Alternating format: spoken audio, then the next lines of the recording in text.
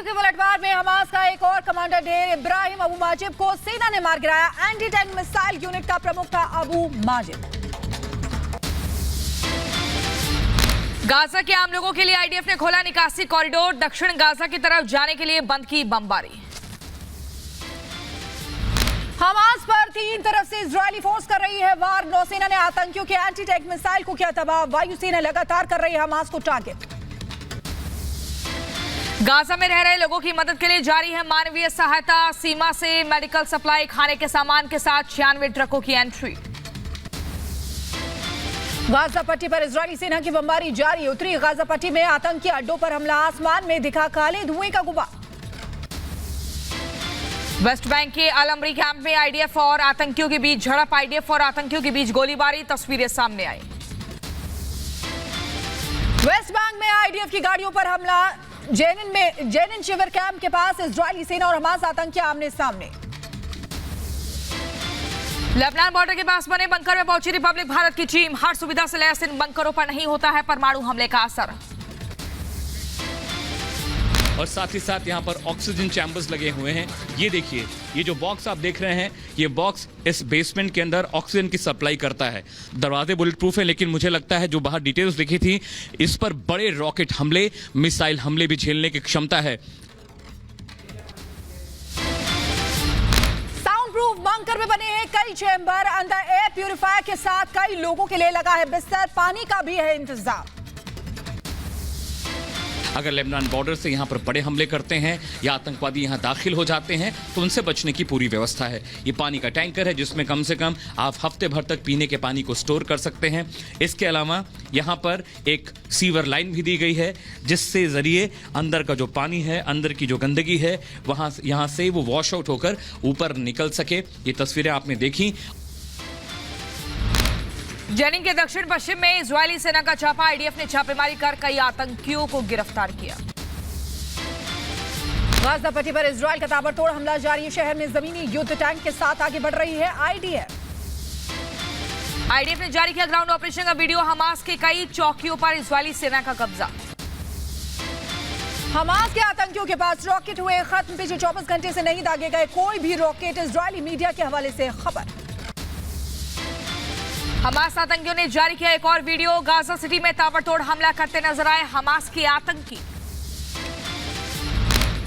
Zenin में bulldozer की मदद से सड़क को किया जा रहा है तबाह। आईडीएफ ने कई इमारतों पर स्नाइपर्स को तैनात किया है।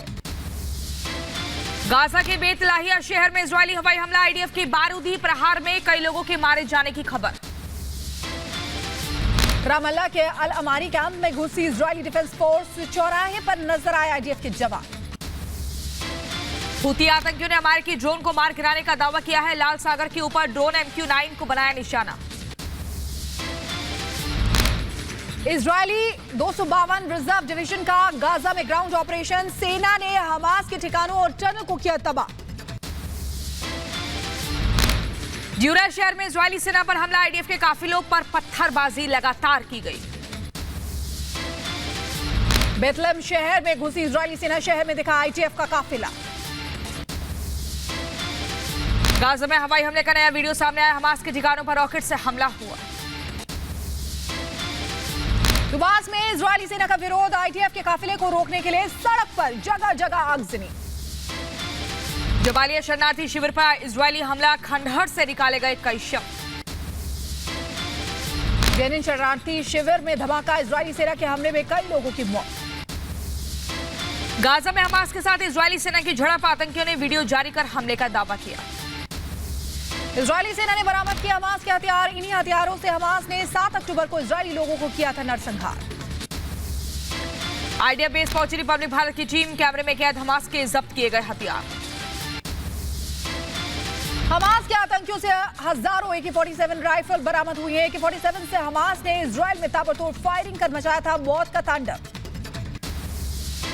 इसके जरिए ये AK-47 है। इस AK-47 का इस्तेमाल किया गया लोगों को छलनी करने। ये हम आपको तस्वीर में दिखा रहे हैं और ये हजारों की संख्या में लेकर पहुंचे आतंकी। यहाँ तमाम जो हथियार आप देख रहे हैं, हथियारों का जखीरा, वो अपने आप तबाही की कहानी बताता है कि कैसे 7 अक्टूबर की वो खूनी तारीख लोग भूल नहीं पा रहे।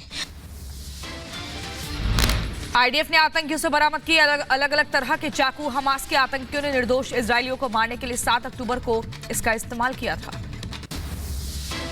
चाकुओं से लोगों का सर जो काटा गया, ये वो चाकू आप देख रहे हैं। ये देखिए, अलग अलग तरह के चाकू, धारदार चाकू, जिनसे लोगों का सर काटा गया। कहा गया कि बच्चों तक का सर काट दिया गया। किसी को नहीं बख्शा, बड़े बूढ़ों किसी को नहीं बख्शा। मानवता को पूरी तरह से तार तार करते ये नजर आए। 7 अक्टूबर को हमास के आतंकियों ने पूरी तैयारी के साथ इजराइल में की थी घुसपैठ। किसी भी हालात से निपटने के लिए आतंकियों की थी पूरी योजना। तो ये मेडिकल इक्विपमेंट्स हैं, जो लेकर ये पहुंचे थे। इनके बैग में ये सारी चीजें थी, यानी अगर कोई आपात स्थिति आती है तो ये इसके लिए तैयार थे। और ये आप देख रहे हैं, ये ग्रेनेड्स हैं। ये ग्रेनेड, एक ही ग्रेनेड काफी है कहीं भी तबाही मचाने के लिए। यानी हमास के आतंकी सिर्फ लोगों को मारने या दहशत फैलाने, क्रूरता दिखाने, बर्बरता दिखाने नहीं आए थे, बल्कि वो इस मंशा से आए थे कि इजराइल के एक बड़े हिस्से पर वो कब्जा कर लें। इजरायली रक्षा विभाग ने हमास के आतंकियों के पास से कई grenade, anti tank mines, machine gun और बुलेट प्रूफ जैकेट्स बरामद किए। इजराइल हमास युद्ध का 34वां दिन। आईडीएफ का बयान, गाजा के उत्तरी इलाके में हमास ने अपना नियंत्रण खोया। जंग के बीच इजरायली डिफेंस फोर्स ने किया युद्ध विराम से इनकार। बारूदी बारिश के बीच 50,000 से ज्यादा लोगों ने छोड़ा उत्तरी गाजा। हमास के जड़ से सफाई के लिए गाजा में आईडीएफ का जारी है ग्राउंड ऑपरेशन। अब तक 34 इजरायली सैनिकों की मौत। फुटबॉल मैच के दौरान फिलिस्तीन के समर्थन में प्रदर्शन। कोपेनहेगन और मैनचेस्टर यूनाइटेड के मैच के दौरान युवक ने मैदान में लहराया फिलिस्तीनी झंडा। अमेरिका के लॉस एंजलिस में इजराइल के समर्थन में आयोजित रैली में हंगामा। फिलिस्तीन समर्थकों ने की लोगों के साथ मारपीट। युद्ध के बीच गाजा में फंसे लोग रोमानिया पहुंचे। 93 नागरिक चार्टर्ड प्लेन से राजधानी बुखारेस्ट पहुंचे हैं। इनमें 36 मोल्दोवा के लोग भी शामिल हैं। राफा क्रॉसिंग खोलने पर अमेरिका का बयान। विदेश विभाग ने कहा, सुरक्षा परिस्थितियों को देखते हुए क्रॉसिंग को बंद किया गया है। इजराइल और मिस्र से बात जारी है। कनाडा के प्रधानमंत्री जस्टिन ट्रूडो ने की इजराइल हमास के बीच जारी जंग में युद्ध विराम की मांग। कहा, इसे तुरंत रोकने की जरूरत। अयोध्या में कैबिनेट की बैठक के बाद बोले सीएम योगी आदित्यनाथ। कहा, बैठक में 14 प्रस्तावों पर हुई चर्चा। अयोध्या देश के लिए बहुत अहम। अयोध्या एक नए युग की ओर जा रही है। श्री राम संग्रहालय में उत्तर प्रदेश कैबिनेट की बैठक प्रारंभ हुई। कैबिनेट में कुल 14 प्रस्ताव आए। सीएम योगी ने कहा, रामनगरी अयोध्या दुनिया के लिए आकर्षण का केंद्र है। अयोध्या में कोरिया के सहयोग से पार्क का निर्माण। अपने आप को कोरियावासी भावनात्मक रूप से अयोध्या के साथ जोड़ते हैं, बल्कि इसी रामकथा पार्क के बगल में क्वीन हो पार्क के निर्माण का कार्य कोरिया और उत्तर प्रदेश सरकार मिलकर के संपन्न भी कर रही है। ड्रोन उड़ाने को लेकर बोले सीएम योगी आदित्यनाथ। प्रदेश में तय नियमावली के तहत ही ड्रोन की गतिविधियां हैं। अयोध्या दौरे पर सीएम योगी आदित्यनाथ कैबिनेट मंत्रियों के साथ बस में बैठे हुए नजर आए। हनुमानगढ़ी में सीएम योगी ने की पूजा अर्चना। सीएम योगी के साथ कैबिनेट के मंत्री भी नजर आए। हनुमानगढ़ी में दर्शन के बाद सीएम पहुंचे रामलला के दरबार। भगवान राम की पूजा के साथ सीएम ने निर्माणाधीन राम मंदिर परिसर का जायजा लिया। विधानसभा चुनाव से पहले मिशन एमपी पर पीएम मोदी। सतना में आयोजित विशाल जनसभा में पीएम ने कहा, हर जगह राम मंदिर की चर्चा। आजकल मैं जहां भी जाता हूं, वहां अयोध्या में बन रहे प्रभु राम के भव्य मंदिर की चर्चा चलती है। कांग्रेस को लेकर प्रधानमंत्री ने साधा निशाना। कहा, मध्य प्रदेश में कांग्रेस ने युवाओं के लिए कुछ नहीं किया। युवाओं को उनके नेताओं पर भरोसा नहीं। कांग्रेस के पास एमपी के विकास का कोई रोड मैप नहीं, और इसलिए कांग्रेस के थके हारे चेहरों में यहां के युवाओं को कोई भविष्य नहीं दिखता है। पीएम आवास पर बोले प्रधानमंत्री मोदी, कहा पीएम आवास का काम तेजी से हुआ है। 4 करोड़ गरीब लोगों को घर देकर सरकार ने उन्हें समृद्ध किया। बीते 10 वर्षों में 4 करोड़ से अधिक गरीब परिवारों को हमने पक्का घर दिया है। सतना में रैली को संबोधित करते हुए पीएम ने भ्रष्टाचार को लेकर कांग्रेस पर हमला किया। कहा कांग्रेस ने कई घोटाले कर देश को लूटा। लेकिन जब कांग्रेस की सरकार थी तब ये पैसा कहां जाता था? तब देश का लाखों करोड़ रुपया 2G घोटाले में जाता था, कोयला घोटाले में जाता था, कॉमनवेल्थ घोटाले में जाता था, हेलीकॉप्टर घोटाले में जाता था। सतना के बाद मध्य प्रदेश के छतरपुर में पीएम मोदी का चुनावी प्रचार। प्रधानमंत्री ने कहा कांग्रेस गुलामी की मानसिकता से भरी हुई है।